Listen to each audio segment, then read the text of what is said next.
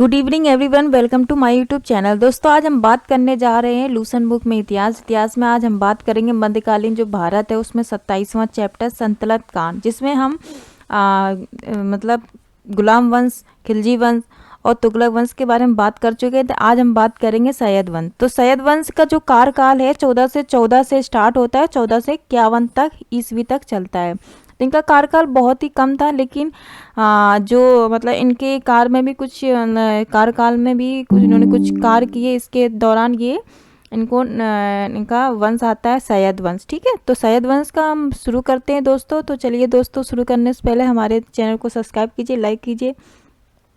तो दोस्तों, सैयद वंश का पहला पॉइंट है, सैयद वंश की जो स्थापना थी वो खिलजी खां, मतलब जो संस्थापक थे सैयद वंश के, वो कौन थे? खिलजी खां थे। तो सैयद वंश जो कि सबसे इम्पोर्टेंट ये है, सैयद वंश का किस वंश के बाद सैयद वंश आता है? तो वो किसके? तुगलक वंश के बाद आता है।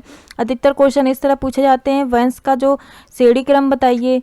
जैसे गुलाम वंश हो गया पहला, फिर खिलजी वंश हो गया, तुगलक वंश हो गया, इसके बाद सैयद वंश आता है। ठीक है, तो ये मोस्ट इंपॉर्टेंट है, जिसमें सैयद वंश का हम पहला पॉइंट बात कर रहे हैं। सैयद वंश की जो संस्थापक थे खिलजी खां थे।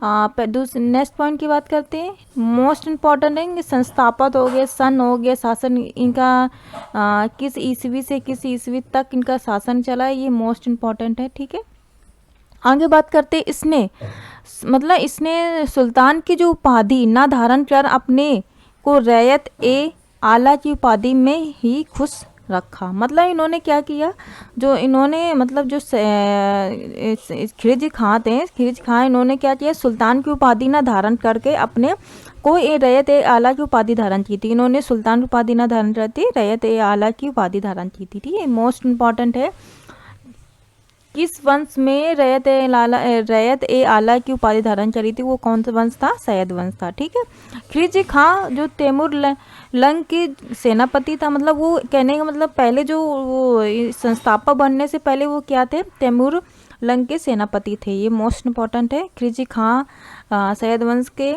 संस्थापक बने, और उससे पहले वो क्या थे? तैमूर लंग के सेनापति थे। ठीक है, भारत से लौटते समय तैमूर लंग ने खिलजी खां को मुल्तान, लाहौर एवं मतलब इनकी बात कर रहे हैं कि शासन नियुक्त किया गया था। किन जो भारत से लौटते समय तैमूर लंग के जो खिलजी खां थे, मतलब सेनापति थे ना तैमूर लंग के, तो उनको मतलब मुल्तान, लाहौर, देवाल और इसके शासन नियुक्त किया गया था। ठीक है, आगे बात करते हैं हम, खिलजी खां थे नियमित रूप से तैमूर के पुत्र शाहरुख को कर भेज, मतलब उनके कहने का मतलब है, खिलजी खां जो नियमित रूप से तैमूर के पुत्र थे, वो शाहरुख को कर भेजा करते थे। मतलब वो अपना एक कर के रूप में उनको उनके तैमूर के जो पुत्र थे शाहरुख, उनको कर भेजा करते थे। ठीक है, कौन भेजते? कि खिलजी खां भेजते थे। खिलजी खां कौन थे?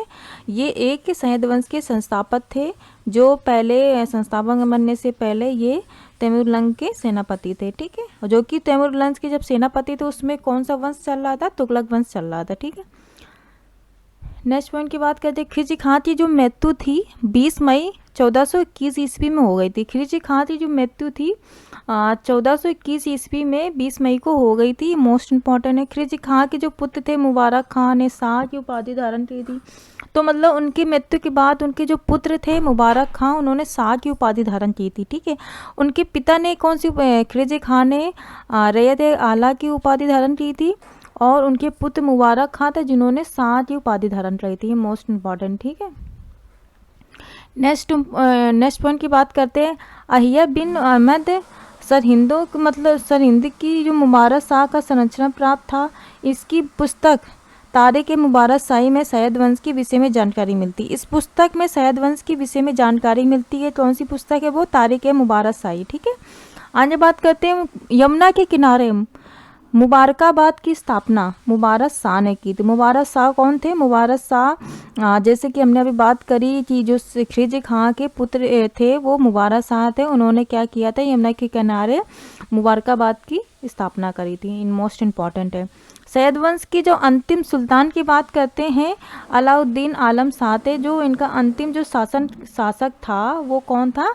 अलाउद्दीन आलम शाह थे। ठीक है, पहले इसमें जो सैयद वंश में जिनमें शासन किया खिलजी खां से स्टार्ट हुआ, उसके बाद उनके पुत्र आए मुबारक शाह, उसके बाद जो लास्ट जो उनके अंतिम सुल्तान थे सैयद वंश के वो कौन थे, अलाउद्दीन मतलब अलाउद्दीन आलम शाह थे। ठीक है, सैयद वंश के जो अंतिम शासन करीब 37 वर्षों तक ही रहा, मतलब ज़्यादा कार्यकाल नहीं रहा इनका, 37 वर्षों तक ही कार्यकाल रहा। इसी के दौरान ये इसका वंश की समाप्ति हो जाती है। इसके बाद लोधी वंश का स्टार्टेड होता है। ठीक, तो दोस्तों ये है सैयद वंश का इतने पॉइंट। तो दोस्तों हमारे चैनल को सब्सक्राइब कीजिए, लाइक कीजिए, धन्यवाद।